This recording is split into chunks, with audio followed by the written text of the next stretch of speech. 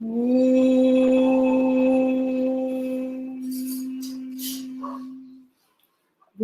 Brahma, Gurur Vishnu, Gurur Devo Maheshwaraha, Guru Sakshat Parabrahma, Tasmai Shri Gurave Namaha. Asato Ma Sadgamaya Tamaso Ma Jyotirgamaya Mrityurma Amritam Gamaya. Om Shanti Shanti Shanti.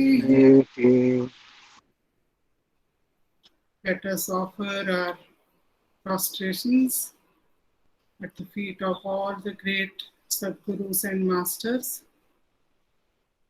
I offer my pranams at the feet of my Sadguru, Sri Narasimha Prabhuji. May the grace of all these wonderful masters ignite the flame of awareness within us and establish us in the self.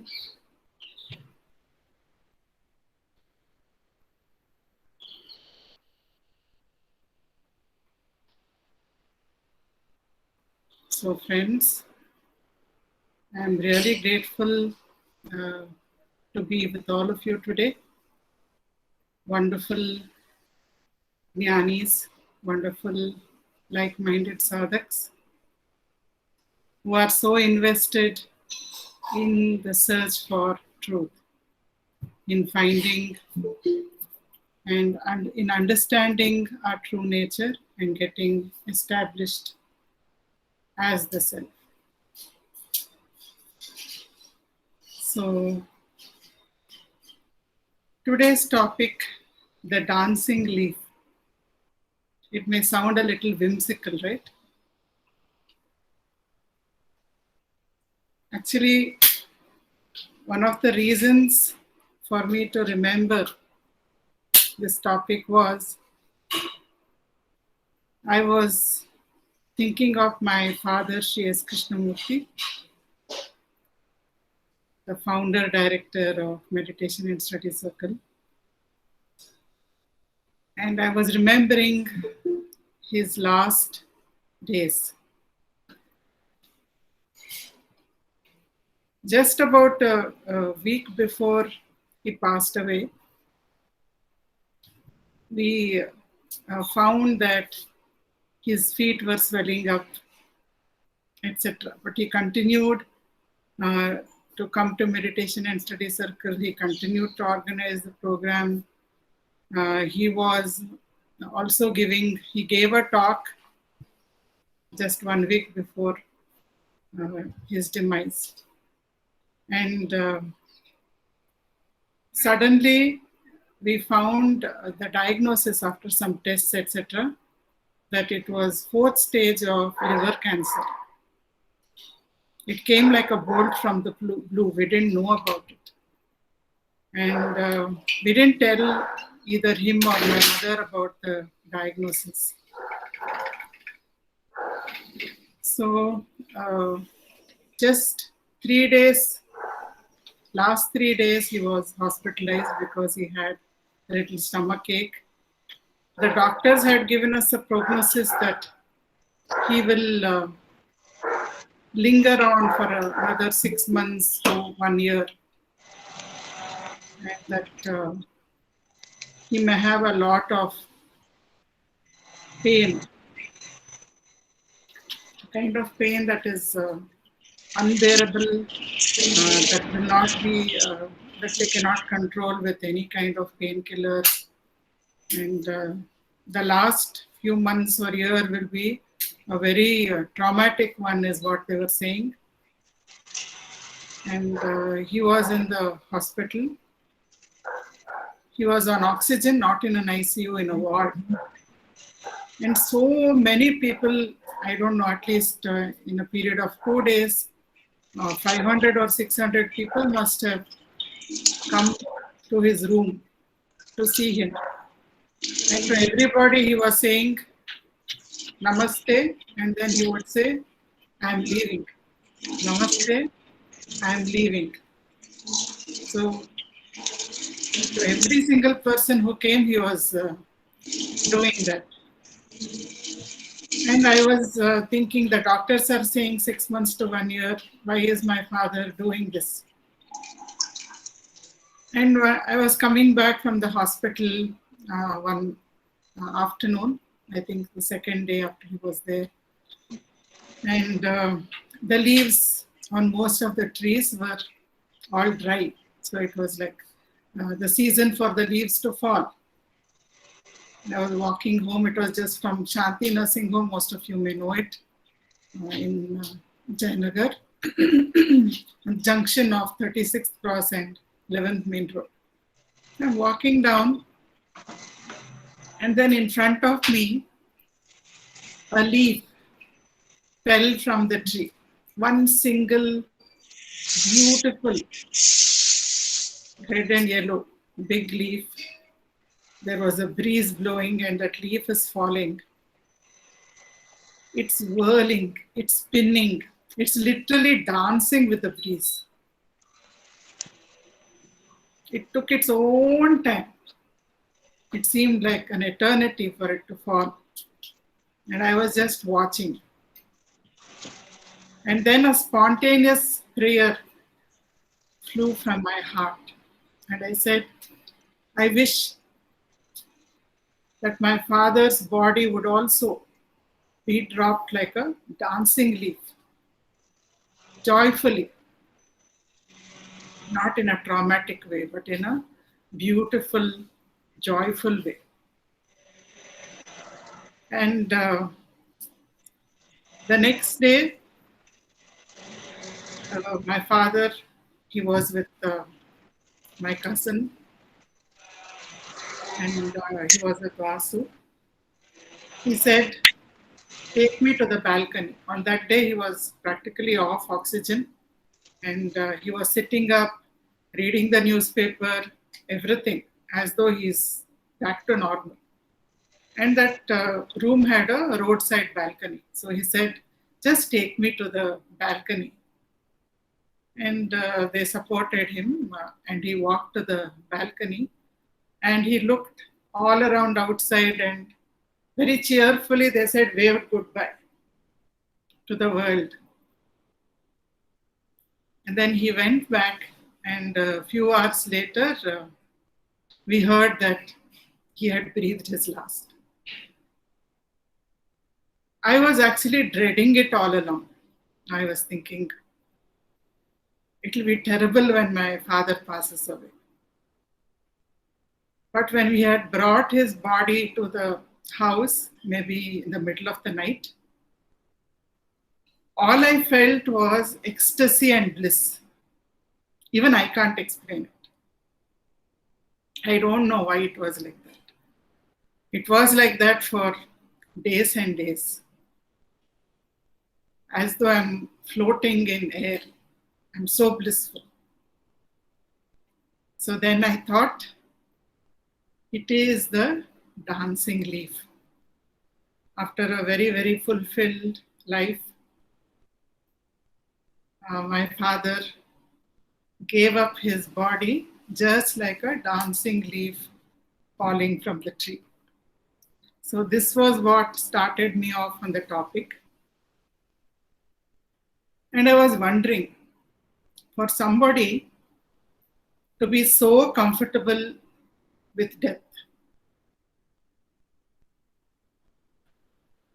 what must be the kind of renunciation inside? The kind of vairagya.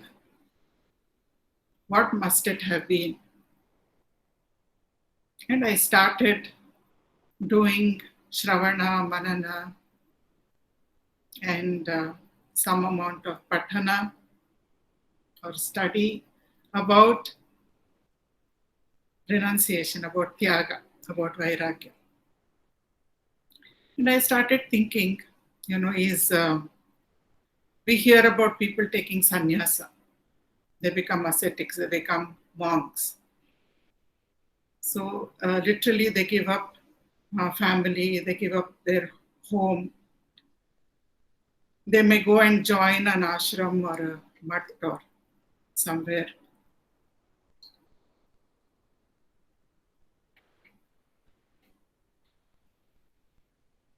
They wear ochre robes. So is this sannyasa? Is this vairagya? Or is it giving up possessions? Is it giving up attachment? Is it giving up attachment to action? Is it giving up action itself? So what kind of actual definition of renunciation, how would we define it? So these were some of the thoughts running in my mind when I read this story. So in this story, there is a king, and the king has a very, very efficient prime minister. And this prime minister, he has been with the king for decades, very wise man. The whole kingdom extols him. Then one day, this prime minister told the king, "Oh king, after a month, I plan to resign from my job as a prime minister. It is my intention to immerse myself in sadhana, in meditation, in tapas." So the king said, I will really be losing the most efficient person in my court. But still, if that is your desire, you have served me loyally, I will not stand in your way. So after a month, the minister resigns. Somebody else steps in as a prime minister. The kingdom continues. The king is ruling the kingdom. Several years have passed. And one day, the king is riding on his horse. He is coming back from the forest after hunting. So he is riding on his horse, and behind him is a retinue of soldiers. And in the opposite direction, walking on the street, he sees a familiar figure. His face seems to be kind of familiar, but it is an ascetic who is walking. He doesn't know. And as he comes closer and closer to that person, and he looks more and more keenly, who is this? So suddenly he realizes this is his former prime minister. And he says, Namaste, how are you? The prime minister's face, former prime minister's face, is shining with joy. And his smile is like the smile of a little baby, so innocent, so blissful. And he says, "O king, I am happy. How are you?" The king says, "Of course, as a king, how else can I be? I am happy. But I really feel sad to see you in this state. You're just wearing a lion cloth, and you have a begging bowl in your hand. And if I think back how richly you were dressed in my court, what wonderful royal meals we used to share together, I feel very sad to see you in this state. I feel very sad that you have renounced such a wonderful life." So once again, the ascetic, he smiles and he actually starts laughing. He says, "O king, I am bliss itself. When I was your prime minister, I was happy. I don't say no. But happiness would come and go. Momentary pleasures, momentary joy. and a lot of stress also. He had so many decisions to make, country to rule. But now, I will not say I am in bliss. I will say I am bliss. I am totally bliss. And I feel sorry for you. Because it is you who have renounced. You have renounced this wonderful bliss of the self for the momentary joys that you experience every day. So this was a completely new angle for the king. It was like a paradigm shift for him. Till then he had thought renouncing home and hearth, renouncing family, renouncing the kingdom as the prime minister had done, that was Tyaga. It had not even occurred to him that Tyaga can be viewed like this also. That by living his own day-to-day life immersed in the riches and pleasure of his status, he was missing out on the joy of the self. So he started thinking, and a new journey began in his life. He began to think very deeply, what is renunciation then? If it is not giving up your home and heart, if it is not renouncing everything that you own and walking out free, if it is not physically giving up things, then actually what is it? And then he understood that there are 4 stages in renunciation. In Tyaga or in Vairagya, there are 4 stages. So for those 4 stages, actually, we have before that something called Apara Vairagya and Para Vairagya. Apara is that which pertains to the mundane world. Para is that which pertains to supreme reality. So this is what Patanjali says in the Patanjali Yoga Sutras. So under Apara, that means pertaining to our day-to-day life, pertaining to the world around us, pertaining to our interaction with the world, there are 4 stages. So these 4 stages are quite interesting. The first one is called Yatamana. Yatamana is just when we begin, we start trying to understand what is Vairagya. Then, looking at the mind as it is, Yatha Mana. How is my mind? This is how it is. So, we just start taking stock of it. Yatamana is the stage where we start taking stock. How good is my level of renunciation? How much am I swayed by the senses? How much do I get swept away by temptations? How much do I yield to adharma? How much is my mind swayed by like and dislike? I want this, I don't want this. How much of my life is ruled by this? So we start taking stock of it. So as we take stock of it, we start understanding the dynamics of desire. For Vairagya to come first, we have to understand its opposite. Desire. That is Raga and Dvesha. I want, I don't want. Both of them are desires. So we start taking stock of that. How does my mind get swayed by these 2 forces?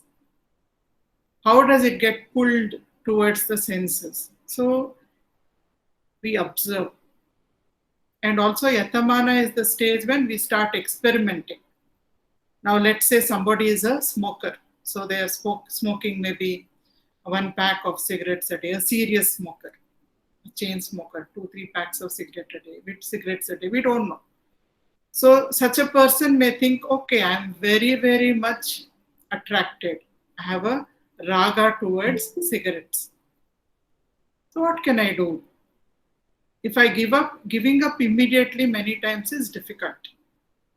So start reducing. Somebody who is experimenting may make it difficult for himself or herself to smoke. Instead of buying one packet of cigarette at a time, they may buy one cigarette at a time. So just keep one. If you want one more, you have to go to the shop to buy one more. After that, you want one more, you have to go to the shop to buy it. So you make it inconvenient. You distance yourself from the temptation, and by distancing yourself, you see what happens to the mind. So this kind of experimentation, observation, awareness of what happens when desire arises, and trying to lead the mind away from desire. So these are all things that come under the first stage, yatamana. Then the next step starts for all of us. We have all been through these stages with something or the other, or maybe with a life in general itself. So then Vyatireka. Vyatireka means contrast. We start comparing and contrasting. Okay. I'm not much enamored by maybe coffee or tea. I'm not much enamored by good food. But if there is a good movie, then I definitely don't want to miss it. If there is a good TV show that I'm watching, I definitely don't want to miss it. Or if there is a good satsang, I feel like attending. So these are, we start weighing up. I feel attracted more towards this, less towards this. So a deeper analysis begins in Vyatireka. Then Ekendriya, that is the third stage. Eka Indriya, one sense. We have 5 senses, right? So out of that, one sense. An even deeper analysis begins. It is like if we want to do spring cleaning, we want to clean up our house, remove things which we don't want. A lot of things have accumulated, or we want to deep clean, dust the house. So what will we do? We start one room at a time, right? Let's do the living room today. Let me do the dining tomorrow. Then one bedroom the day after. So we do one by one. That is how we can deep clean when we pay attention. The mind can pay attention only to one thing at a time for most of us. So what will a seeker do who is on the path of renunciation, is walking it with great intensity? He or she will say, let me look at one sense at a time. The eyes. To what are my eyes attracted? Dvesha also. What don't my eyes like to see? So both things. What about my ears? What about my tongue? What about my skin? The sense of touch? What about my sense of smell?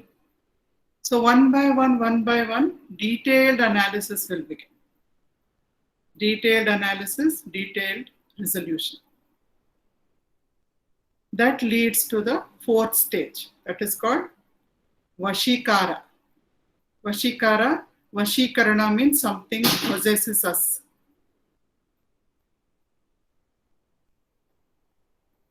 But in Vashikara, the seeker steps out of the shackles of desire. Such a seeker, the Shastras tell us, is not swayed easily by raga and dvesha. He or she has great equipoise, not easily swayed. Also, not having desire about para. Iha is one thing, para. We see in Kathopanishad, if we read Kathopanishad, we see that the father of Nachiketa, he is performing a yajna. For what? Abhijit yajna he is performing in order to get heaven after his death. So there are many rituals which people can perform even for a desired state after death. So our desire is not only pertaining to this external world, it is also pertaining to what will happen to me after death. So after death, I don't want to go to hell, I want to go to heaven. So in Vashikara, the seeker is not worried not only about what happens in the outer world, doesn't have that much of an impact on him, but also about, he is not worried about what will happen after death. So he has become centered in the present. That means centered in the self. So these are the 4 stages in Apara Vairagya. Then suppose somebody has a lot of Vairagya. Once we were conducting a session, and a very well-known doctor, quite famous, very wealthy. So he started, when we offered the forum for sharing personal experiences, he said, even though we have a lot of money, we have made a conscious decision not to live a over luxurious life, to become more minimalistic in our lifestyle.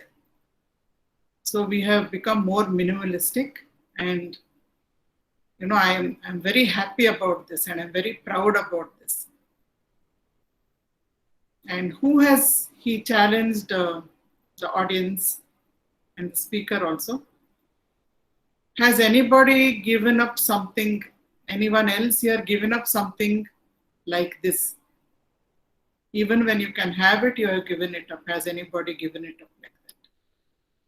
So then I was remembering a story that my father used to narrate, one of his favorite stories. Bhagwan Buddha was there. He used to wander from kingdom to kingdom, and wherever he went, he would stay for a few days or for a few weeks, maybe in a mango grove, maybe in a bamboo grove, somewhere at the outskirts of a village or a town. And in the evening, he would give Dhamma discourse, and all the people of the village or the town would go and listen to him. So one such Dhamma discourse is happening, and a king went to Buddha. And before going, he discussed a lot with his ministers. He said, the Buddha is a renunciate. But while going to him as a king, I cannot go empty-handed. If I take wealth to him, he will not accept it. So it's a dilemma for me. What should I do? Then the minister said, you can take fruits, you can take flowers. So there were a lot of suggestions. He said, yes, but Buddha is the enlightened one. Can I just give him an ordinary flower? So the minister suggested, there is one pond in this kingdom where blue lotuses bloom. So we will get blue lotuses, and Your Majesty, you can carry some blue lotuses to the enlightened one. So the king is walking into the grove. There is a big gathering there, a central aisle. Buddha is sitting on a slightly elevated platform under a tree, and the king is walking. He has 3 beautiful big blue lotuses in his hands. So as he walks, Bhagwan Buddha says in a very quiet voice, he says, "O king, drop it." So the king does not know what to do, but he drops one lotus. He continues to walk towards Buddha. Then Buddha says, "O king, drop it." So the king drops the second lotus. And he continues. Once again, Buddha says, "O king, drop it." So the king drops the last lotus. And he is still walking towards Bhagwan Buddha. And Bhagwan Buddha says for the fourth time, "O king, drop it." The king is wondering, what is there for me to drop now? All three lotuses are gone. What more can I drop? And then suddenly he understands Buddha is telling him to drop the idea of having dropped the lotuses. Because he was thinking, oh, beautiful lotuses, I got it for him, but now one by one I have dropped the lotuses. And Buddha is telling him, let even that thought go. Drop the thought of having dropped. So my father would make a point of this. Often he would say it's a very subtle point. Even vairagya can bring pride to the one who has dropped. If we are not careful, if we are not aware, if we don't have the right focus, dropping is good. But because of all dropping is in order to drop the ego. So instead of diminishing the ego, if the dropping is actually bloating the ego, even in a very subtle way, there is something wrong. So even the idea, I have dropped, that idea also has to be dropped. So the pride of having renounced, even that should not be nurtured within us. If we look at it from another angle, there is karana vairagya. That means by either suppressing the senses or because something is not available at present or it is not accessible to us, we are not indulging in it. So for instance, right now the pandemic is there is a lockdown. So we may have a favorite restaurant in Bangalore, but we are not able to go now. It's too risky, it's not open, etc., etc. So many reasons. So we may say, while talking to somebody on the phone, I may say, now I have given up going to restaurants. The truth is, I can't go to restaurants right now. There is no restaurant open even if I want to go. And I may be scared of going to restaurants because of the fear of infection. But I'm turning it around and I'm saying, I no longer go to restaurants, I've given all that up. So what am I doing? That is called karana vairagya. Only it is not available to the senses right now, but the mind has not dropped it. The minute it becomes safe, the minute restaurants open up, the minute the pandemic recedes, once again, I may go and binge also. I may go to more and more restaurants than I would go to earlier because I feel that suppression rebound is there. So that is one way of looking at karana vairagya. Another way is I start suppressing some desires because I feel I should give this up or I should give that up. I go to Kashi and I say I will not eat mangoes anymore. They are my favorite fruit, I've given it up. But when I see someone else eating a mango, physically I may not eat it. Mentally, I may desire to eat it. So only the senses are deprived, but the mind has not yet given up. So this is called karana vairagya. And the Shastras say karana vairagya is useful to some extent because it brings nigraha, control. But at the same time, unless it is applied judiciously, it can rebound. And generally, Karana Vairagya is temporary. Then Viveka Purna Vairagya, by understanding. So somebody has diabetes, the doctor explains to them, look, if you eat too much of sweet, if you eat too many carbohydrates, etc., etc., your sugar levels go up. If your sugar levels go up, it can damage different organs of the body. So don't indulge in these things too much. So if that person understands, and through understanding, he or she stops indulging in these things, then that is Viveka Purna Vairagya. It's a mundane example. Still, it illustrates what we are talking about. But if that person, without understanding how a sweet can harm his body or how excessive carbohydrates can harm his body or her body, if that person only suppresses the desire, then every now and then it will rebound. And the mind is not free from the desire. So Viveka Purna Vairagya is very important. Then all of us, when we came to spirituality, we may have experienced a strange phenomenon. Initially, we may have somebody invites us, come and listen. This person speaks very well, or there is this forum where very good programs happen. Why don't you come with me one day? This may not be how it happened for all of us, but I'm just taking an example. Let's say it happened.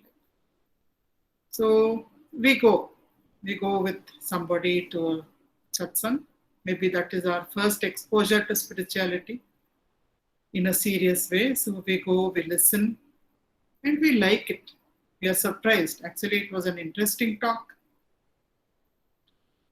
But all my other pursuits are there. Not adharmic pursuits, good pursuits on which I have spent time till now.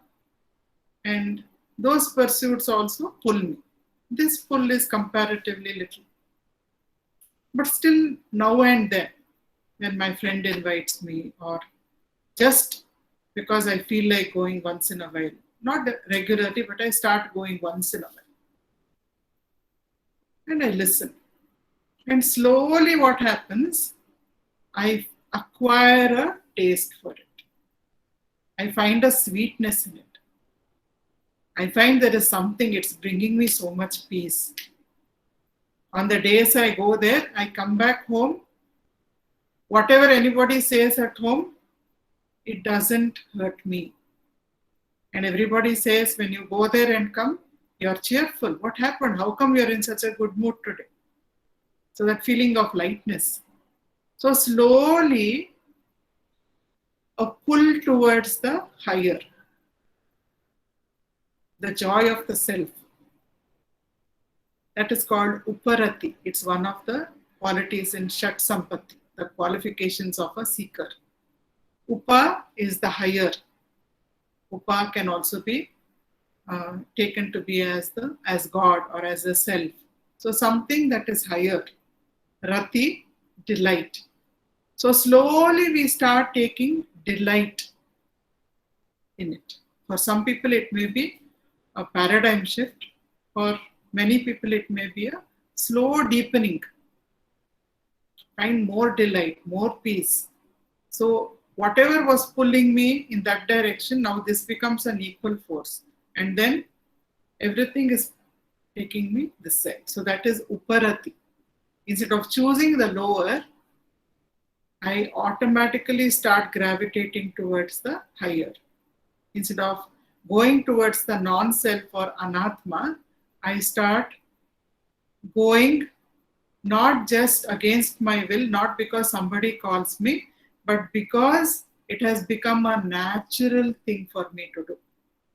That is Uparati, taking delight in higher things.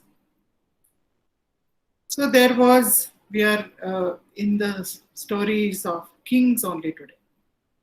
The theme seems to be set. I didn't set it, but it has set itself. So there was a king who was known to give a lot of rewards to scholars. So many scholars came to his kingdom, and they would go away with rewards. One day the king was talking to his minister and he said, so many scholars come, they talk about vairagya, they talk about renunciation and all that, but finally they come to take the reward from me. That seems to be their main interest. So somehow I am losing respect for scholarship. Okay. So the minister felt perturbed. He thought this is not a good thing to happen in our kingdom. Then scholars will not be respected. Vedantic wisdom will lose its place.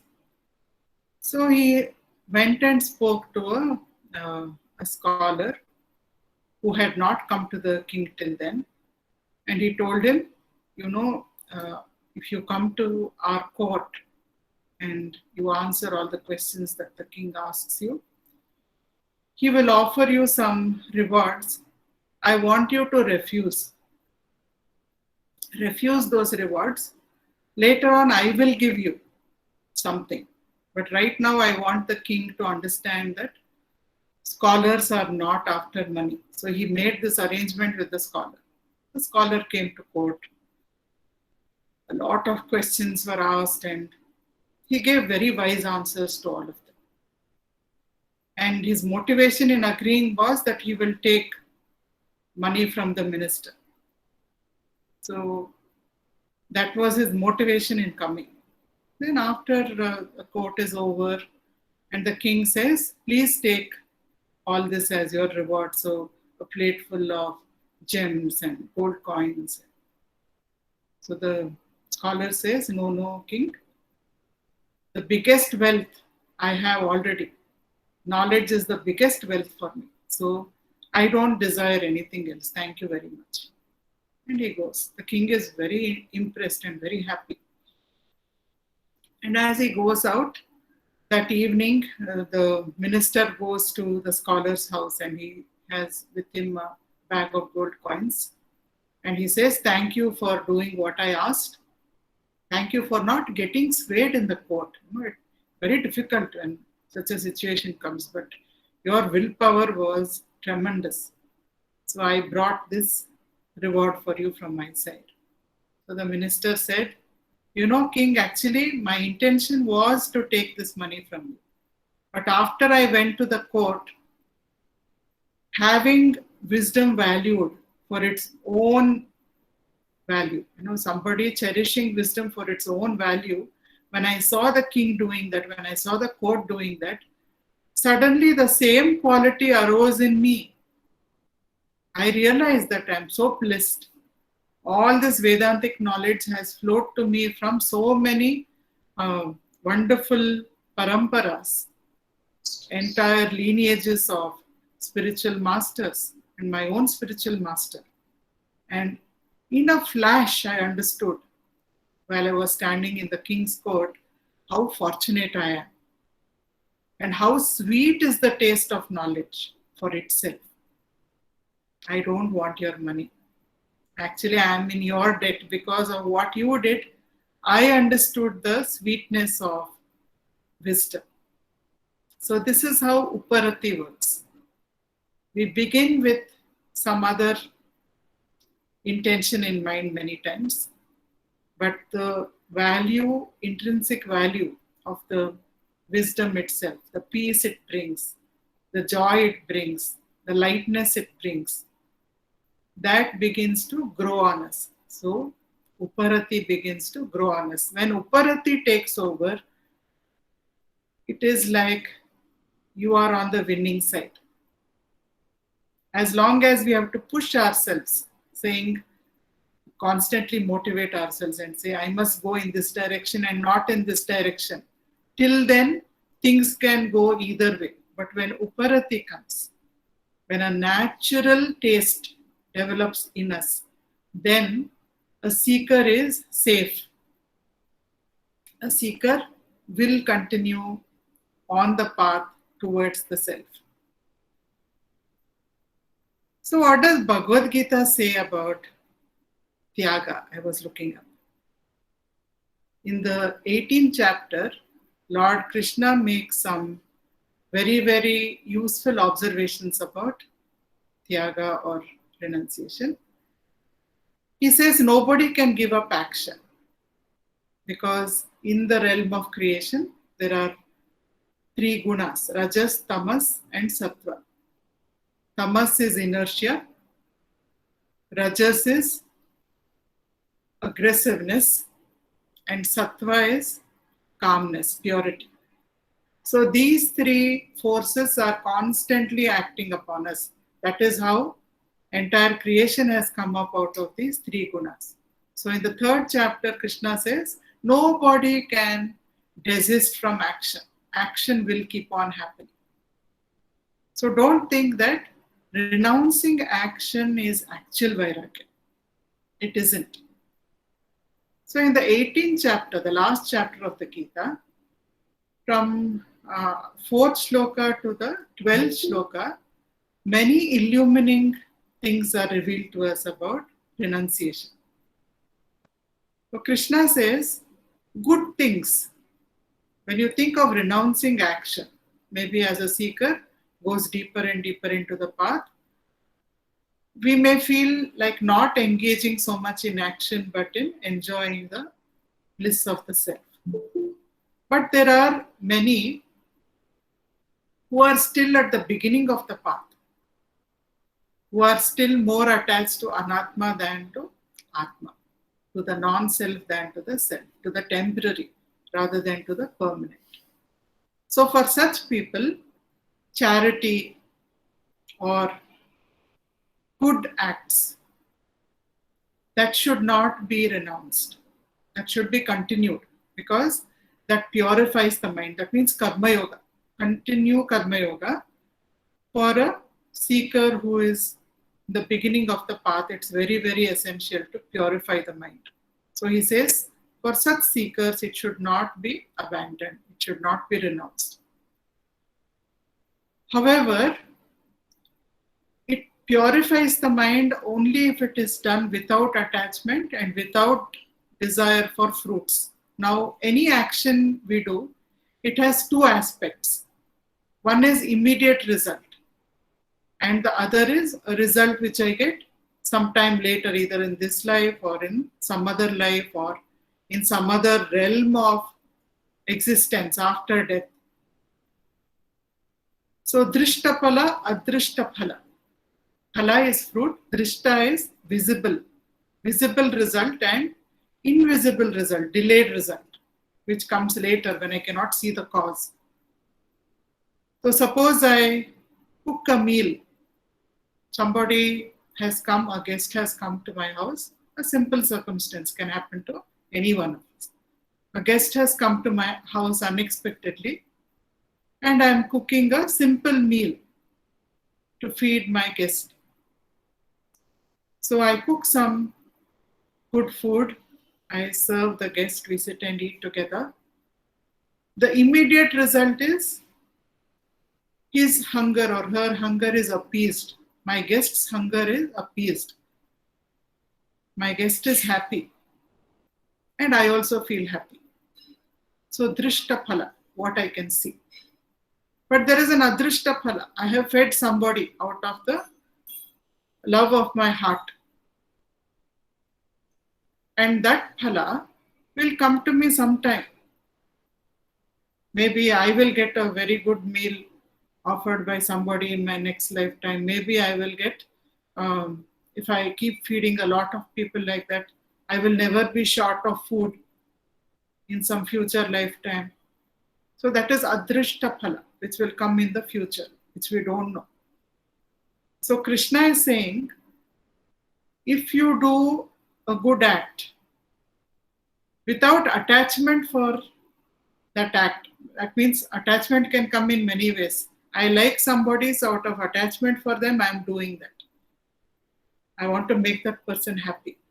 Or out of attachment, I like doing it, it gives me joy, so I do it. So that is also subtle attachment. I do it for my own happiness. Then adrishta phala.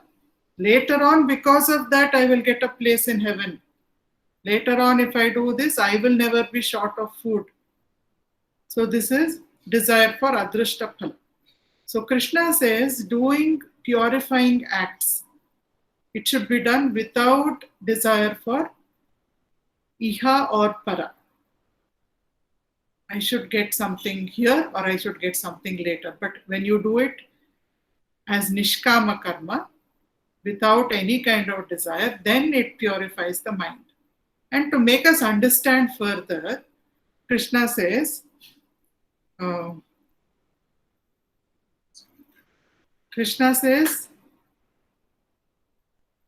there are three kinds of impure actions. Not exactly impure, but actions tainted with desire. One is tamasika vairagya. So in tamasika vairagya, what do we do? Even whatever is according to our role, there are obligations that we have to fulfill. Even those obligations, we may say, I will not fulfill this. I want to do meditation every day. So even though it may be my obligation to make breakfast in the morning, I will not make breakfast because I have to meditate.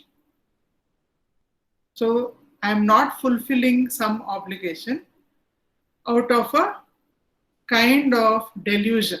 I'm saying that is more important, this is less important. But Krishna says, no, fulfilling obligations is equally important. So slot the other activity in such a way that you're able to fulfill your obligation and pursue that. So don't get into a kind of delusion that lets you feel, I can let go of this, I can let go of that, when it is still required of you in that role. So that is called tamasic vairagya. Not fulfilling an obligation because you have some other idea, some other delusion in the mind. Rajasic vairagya. Krishna says, something is difficult for me physically to do, so I will not do. Somebody asks me to do a favor, I have to get up and go somewhere in order to do it. It can be as small as somebody asking us to bring them a glass of water and we say, wait a bit, I'm busy now. So we don't want to exert ourselves physically, so we don't do. So he says that is called Rajasika Vairagya. Don't get into that also.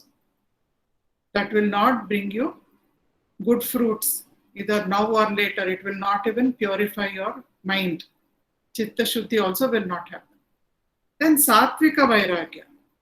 In Satvika Vairagya, Krishna says, people will perform any action because the role requires it of them. They will not do it because of iha or para. I will get something now or I will get something later. No attachment for immediate gratification is there. No expectation of future fruit is there. So that he calls as Satvika Vairagya. So he says for somebody who has Satvika Vairagya, if they go on doing it, then ultimately they will be called Tyagis. For them, no karma phala will accumulate because they don't have a sense of doership. So if we ask now, we have looked at so many different perspectives. What exactly is Vairagya? We may still be confused. So one thing all scriptures are clear about. first step of Vairagya, drop adharmic actions. The minute I become aware that something is not dharmic, something is hurting somebody, as much as possible to drop such actions, as much as possible to engage in right actions with a nishkama attitude. So those are two things that are clear. Then we may say, so many scriptures say, offer the fruit of your action to the Lord. Let me offer the fruit of my action, whatever I have done. So we have so many mantras also for that. Kayena vacha manasendriyerva buddhyatmanava prakriti svabhava karomi yadyat sakalam parasmai narayanayeti samarpaya. Whatever I have done today, using my body, mind, intellect, senses, everything I offer to the Lord, to Narayana, to Ishvara. So when we offer the fruit of action, it is good in a way. It brings us a degree of surrender. It brings us a degree of mental ease. Otherwise, we keep thinking, will this happen or not? Will I get this job or not? Will I get that promotion or not? Will my daughter get married or not? So this gives us an exit from that continuous cycle of worry. Do what you have to do, then you offer all the results at the feet of the Lord. Whatever He gives, you take it as prasada, prasada buddhi. But even there, the sages say, isn't there some degree of doership there? Kayena vacha manasendriyerva. You are saying, with this body, with my intellect, with my mind, with my senses, whatever I did. So you are first taking ownership for the action. We are saying, I did this action. And then you are saying, I offer the action and the fruits of this action at your feet. So doership is still there. Yes, sattvic. But it is still there in a subtle form. It is there. It is saying, I did, I am doing. So that is also one stage, the Shastras say. The next stage is very, very important. What is that stage? We come to the last king story, okay, of today. This is from Yoga Vasishta. So there was a kingdom, the kingdom of Malava. There was King Kshitidhwaja. He was ruling the kingdom. And his queen was called Queen Chudala. So Sikidhwaja and Chudala, they were very happily ruling their kingdom. And the queen was a deep sadhak of self-inquiry. So in the midst of her duties, every morning she would get up early and engage in self-inquiry. And through the day, she would be in a state of inner awareness. All the time remembering, I am the self. I am Satchitananda. I am not this body, mind and intellect. So she would be in that state of awareness. And after a few years, the king noticed his queen is becoming more and more radiant. Her face is so radiant. She always seems to be oozing peace and bliss. So he questions her, Chudala, what is this change I see in you? So she says, my lord, I have understood my true nature. But the king doesn't believe her. In his mind, in order to realize oneself, one has to go into the forest for many years. A lot of penance has to be done, tapas has to be done, fasting has to be done, many rigors have to be gone through. Only then it is possible to get self-knowledge. So he doesn't believe her. And he says, now that you mention it, I don't believe that you are self-realized. However, that has been my dream for a long time. So if you will look after the kingdom for a few years, I'll go into the forest and do some tapas. Even though the queen tells him that's not required, you can do it along with ruling your kingdom, he doesn't listen. So she begins to rule the kingdom, he goes into the forest. So after some months, the queen is keeping tabs on what is happening to the king. And then she realizes he is not making progress on the path, though he has given up many things. He's living there as an ascetic. He's just living on a few fruits that fall from the trees. He's living a very, very austere life, but he's not making inner progress. So she takes on the form of Kumbha Muni.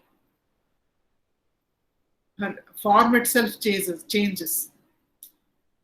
She uses some siddhis. Ramana Maharshi, while telling the story, would say, there are jnanis who will use siddhis for the benefit of others.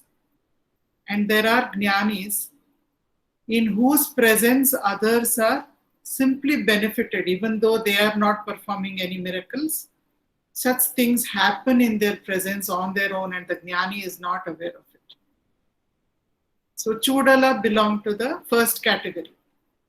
She used a few siddhis in order to help the king. She changed her appearance and she went and stood over there. The Yoga Vasishtha says she was actually levitating a little higher than the ground because she knew the king's mind is conditioned. He will only accept such a master. So she goes, she's standing, she's levitating in front of King Sikidwaja, and he prostrates to Kumbha Muni. And he says, I have been trying so hard, but I seem to be at a dead end. I'm in a blind alley. I'm not seeing how to progress on this path. So the queen asks him, she says, you know, Sikidwaja, many people in this world, they think action is supreme. By performing an action, they feel that you can even get self-realization. Only action will take you where you want to go. It is true that action is powerful. It is true that action has Drishtapala and Adrishtapala. But at the same time, action, even the selfless kind of action that you can do, will only purify your mind. It cannot take you to mukti. So with that purified mind, if we keep on contemplating on our true nature, that means the search intensity builds up. I must find out my true nature. I must understand whether there is permanent happiness in this world, or am I doomed only to these few drops that come from the different things that I do. So when that intensity builds up, the Guru appears. When the Sadguru comes, he will initiate you into the path of self-inquiry or Atma Vichara. Then, when you practice Atma Vichara with the grace of the Guru, self-knowledge dawns upon you. So she says that. Then Sikidwaja says, I have renounced everything. Look, I gave up my kingdom. I gave up my family. Look at me. I'm just wearing a kaupina, just a lion's cloth. And I have only this danda with me and this kamandala. And I have these 2 pots in which I cook sometimes. That is all I have. Then Kumbha Muni says, O king, that is all external. You've only given up things externally. The seeds of attachment, they are still inside you. Sikidvaja immediately takes the danda and he breaks all the pots that he uses for cooking. He throws away the danda, he throws away the kamandala, he throws away his kaupinam also. And he says, look, now I have renounced everything. I don't own a single thing. Kumbha Muni says, not yet. Not yet have the seeds of desire gone from your mind. They are still there, O Sikidvaja. In Sikidvaja, a fire is burning there, which he has lit to keep himself warm. He says, I will throw myself into this fire. I will even renounce this body. Then will my renunciation be complete? Kumbha Muni laughs. He says, how can that complete your renunciation, O Sikidvaja? It is not the body. What did the body do to you? It is a wonderful instrument. The body never harmed you in any way. So what is the use of destroying the body? It is your mind that must be dissolved. It is the mind that is saying that you are this body. So the I am the body, mind, intellect, that thought which the mind is holding, not just now, from so many lifetimes it is holding that thought. Dissolve that thought in your mind. That is all that needs to be done. Sit down. Sit down, and every time a thought comes, ask, for whom is the thought? It is for me. Who am I? The mind becomes still. Just stay there. If another thought comes, do the same thing. That is Atma Vichara. You continue to do that. That will take you to self-knowledge. So Kumbha Muni gives that Upadesha and he disappears. King Sikidvaja sits. He sits in meditation. Meditation in the sense of self-inquiry. Within a very few minutes, because his intensity is great, his Chitta Shuddhi is very high, he is able to give up the I am the BMI thought, I am the body, mind and intellect. That thought dissolves. And after a few hours, Kumbha Muni comes back as Chudala herself. And she stands in front of the king. The king looks at her. He doesn't say anything. He is also radiant.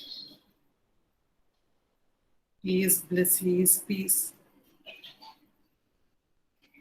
And the queen says, O king, now that you have understood your true nature, come back.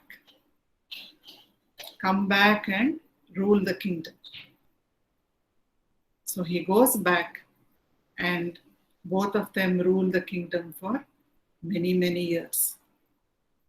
So renunciation is not about giving up things externally.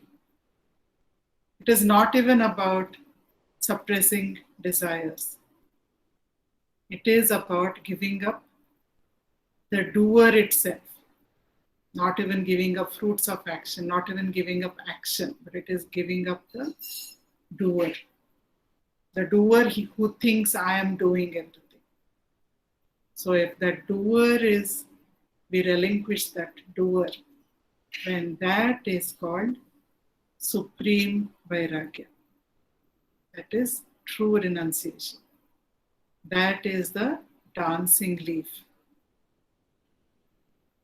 When that kind of renunciation happens, life continues, roles continue, we continue to fulfill responsibilities. but we become a beautiful dancing leaf. So this is what today's talk was about. If there are any questions, we can take them.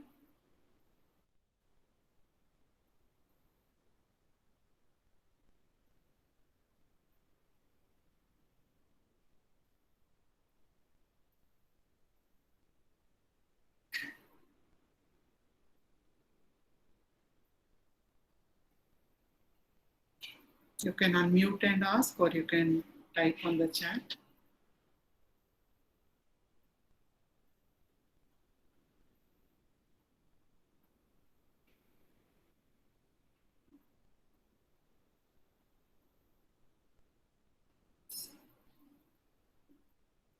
If there are no questions, let us spend a couple of minutes with our eyes closed.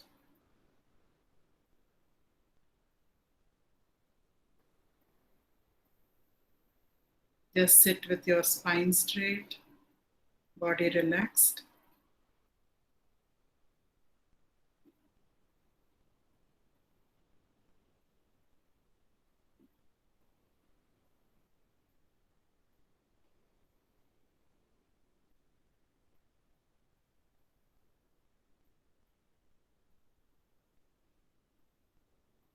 Be aware of your breathing.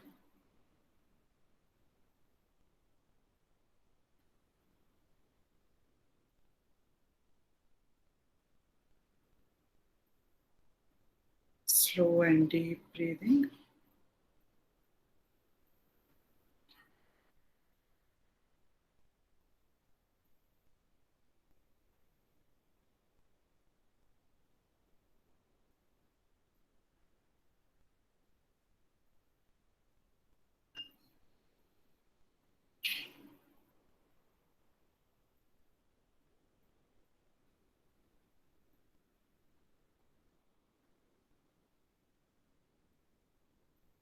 Feel your mind relax.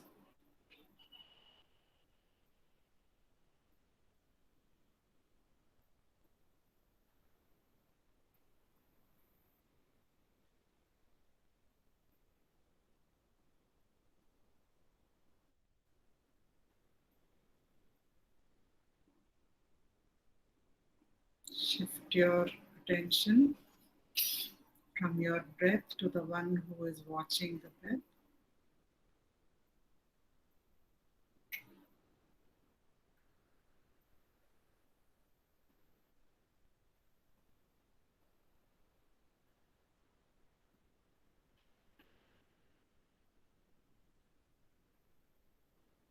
The witness of your breathing.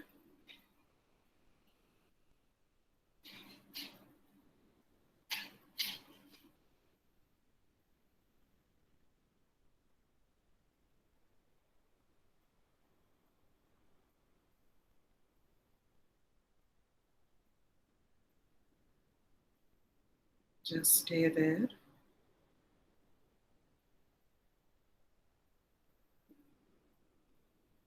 If a thought arises, ask for whom is the thought. It is for me. Who am I?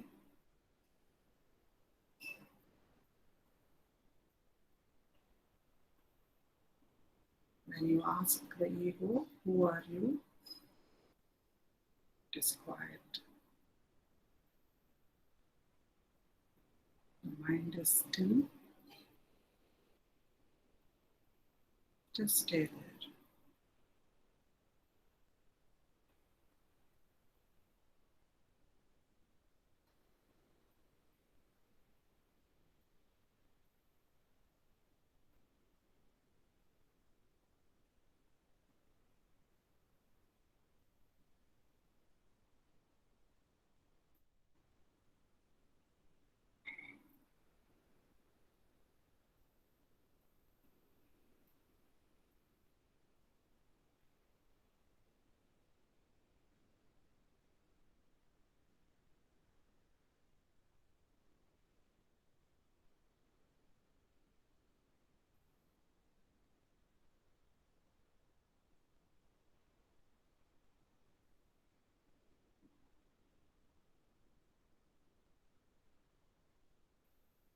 Whenever you feel like it, slowly open your eyes. Even with your eyes open, remain a witness.